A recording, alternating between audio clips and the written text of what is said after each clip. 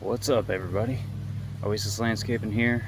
I just wanted to go through this real quick before I get everything planted and forget what I was doing, what I wanted to talk about. But basically, have all the plants now. I'm getting them in, and then gonna mulch and tidy it up, getting it look uniform.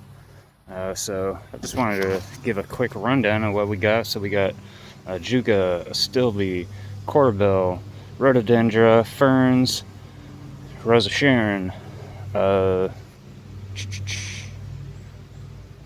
that one.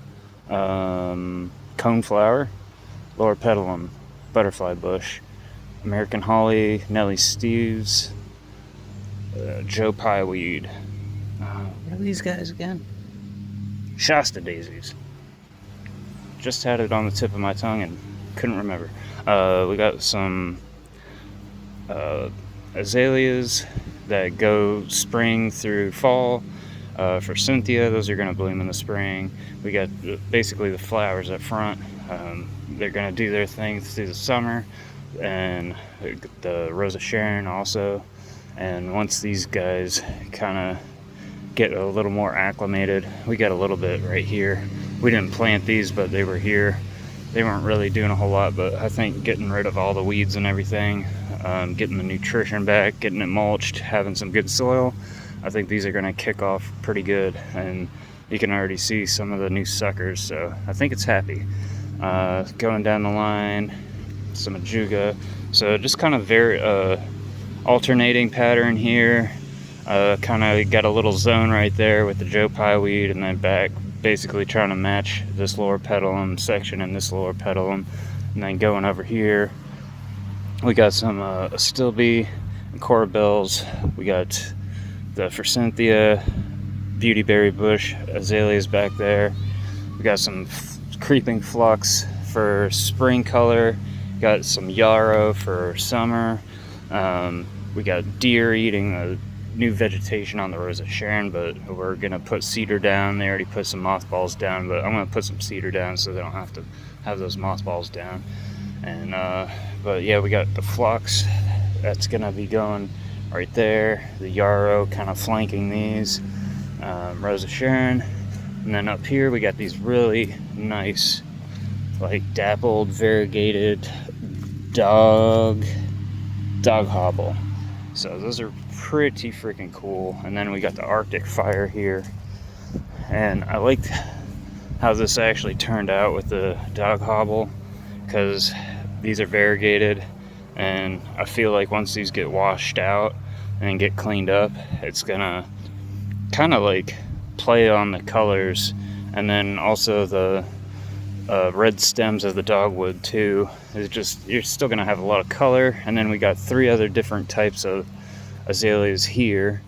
Those already got new growth on them since I planted them last week. And then some I did a alternating pattern with the ajuga and the corbel around the tall trimmed up Rosa Sharon bush. And we're gonna fill this all in with some rocks and everything, get it uniform. And then finishing out rhododendras for Cynthia, fern, azalea. But you can already see like all this new growth. That's basically just from the couple days they've been planted here, so that's really good to see.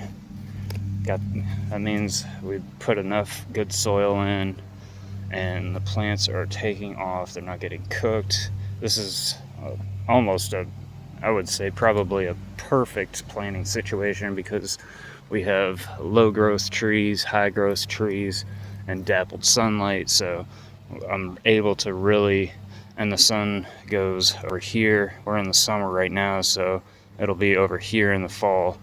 So I think that'll give those guys a break in the fall, and those azaleas are gonna take off big time.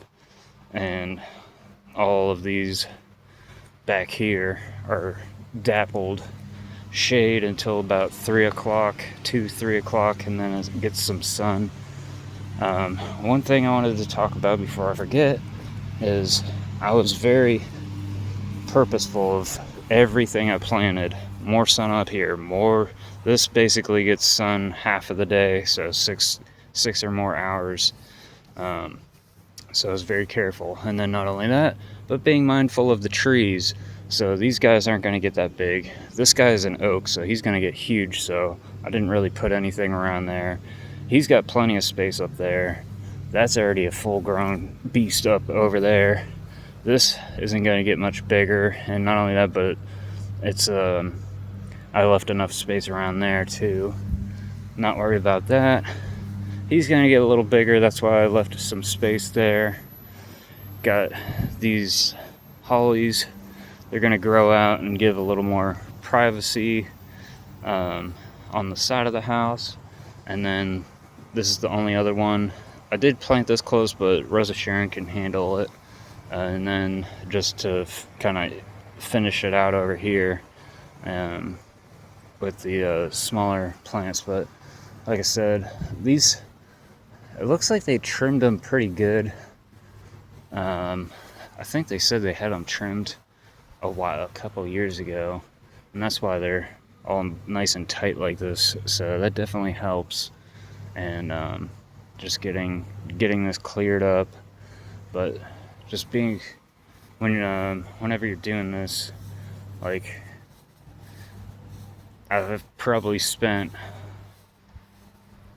close to an hour or more just looking and observing where the light is, what is going to grow big.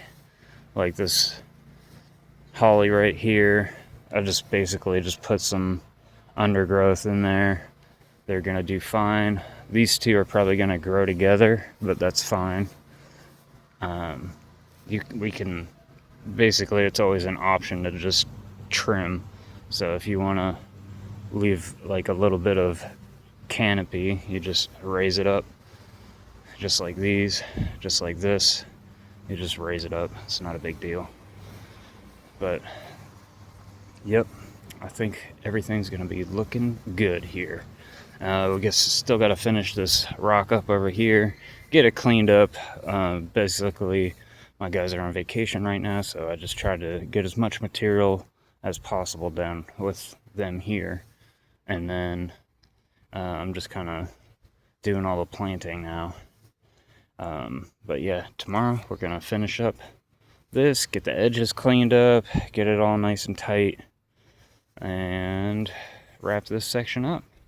And it'll look a lot different once I get this mulch down.